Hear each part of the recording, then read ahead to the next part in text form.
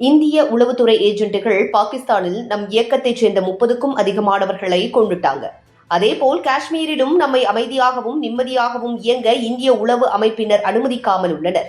ஏஜென்ட்டுகள் மூலம் நம் இயக்கத்தவர்களை கொன்று குவித்து வருகின்றனர் என்று பாகிஸ்தானை மையப்படுத்தி செயல்பட்டு வரும் லஷ்கர்-இ-தொய்பா பயங்கரவாத அமைப்பு கதறிய வீடியோ வெளியாகியிருக்கிறது.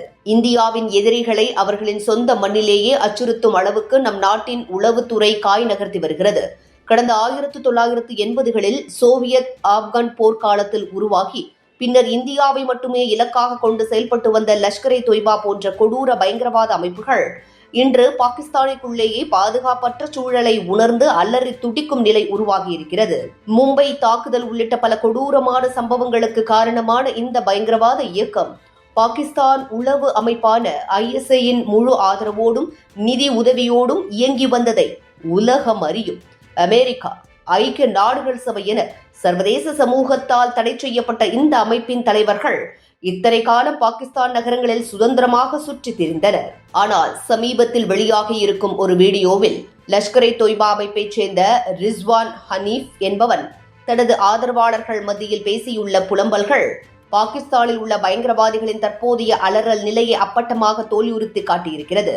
கடந்த 3 முதல் 4 ஆண்டுகளில் மட்டும் பாகிஸ்தானின் பெஷாவர், கராச்சி, ராவல்பிண்டி, முசாஃபராபாத், ராவ்லாகோட் போன்ற முக்கிய நகரங்களில் தங்களின் இயக்கத்தைச் சேர்ந்த 30க்கும் மேற்பட்ட முக்கிய பயங்கரவாதிகள் சுட்டுக் கொல்லப்பட்டிருப்பதாகவும் அதற்கு இந்திய உளவுத்துறை ஏஜென்ட்டுகளே காரணம் என்றும் அவர் கண்ணீர் வடிக்காத குறையாக கதறியிருக்கிறார்.